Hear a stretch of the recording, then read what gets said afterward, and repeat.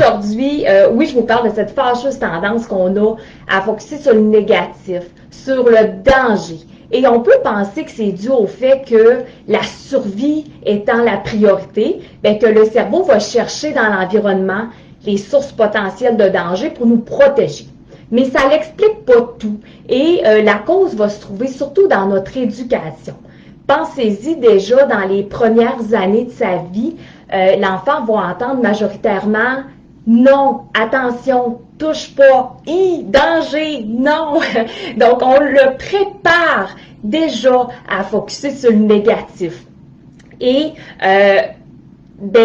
après ça, ça va pas s'arranger parce qu'à l'école, on va tomber dans des systèmes de tableaux vert, jaune, rouge. Et où est-ce qu'on met l'attention? Ben, c'est pas sur le vert parce que quand on est sur le vert, il n'y en a pas de problème. Donc, on va focuser sur le rouge, sur les mauvais comportements, les paroles négatives. Dans les examens, par exemple, on va encercler les mauvaises réponses. C'est là qu'on met l'attention et on programme déjà l'enfant à focuser sur le négatif. On va aussi dire de des enfants qui n'écoutent pas les consignes, il est donc bien opposant cet enfant-là. Mais la neuroscience nous dit que c'est pas vrai, que l'enfant est programmé au contraire à écouter sa figure d'autorité puis à écouter le positif.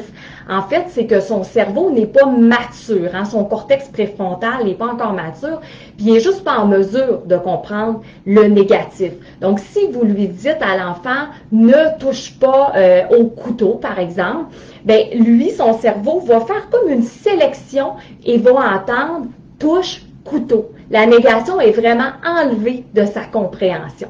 Donc, l'enfant n'est pas opposant, c'est qu'il ne comprend pas la consigne de l'adulte. L'adulte devrait plutôt lui dire qu'est-ce qu'il doit faire. Donc, et on se retrouve à l'âge adulte et ça ne s'améliore pas parce que le cerveau, lui, il réfléchit jamais en dehors de ce qu'il connaît. Le cerveau, il aime les sentiers battus, il aime ça quand c'est facile. Et là, je vais vous raconter une petite histoire qui m'est arrivée, une petite anecdote qui est arrivée avec mon garçon et qui m'a inspirée de parler de ce sujet-là aujourd'hui. C'était au printemps dernier et mon garçon, je le trouvais négatif.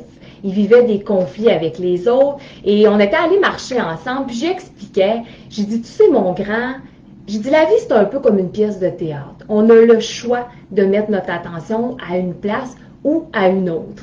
Et si tu regardes en avant, tu vas voir les spectateurs. De chaque côté, tu vas voir le jeu des autres acteurs. Puis si tu te revires, tu vas voir le décor et tu vas voir l'envers du décor.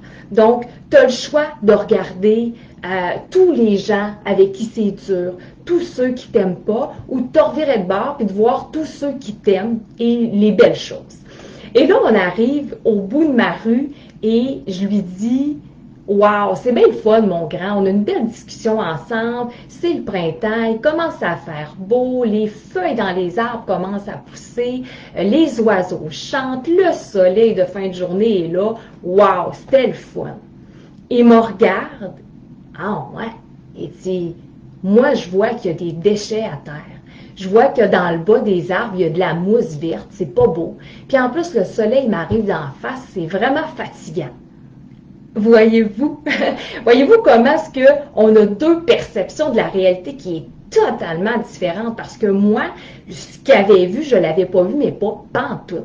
Donc, ça, c'est dû au fait que le cerveau, il est ce qu'on appelle un binomenteur. Donc, il va lui capter toutes les informations qui lui sont rapportées par les 5 sens, mais il va faire un élagage. Donc, il va conserver les informations qu'il va juger d'important et il va supprimer les informations qu'il va juger non importantes selon son système de croyance.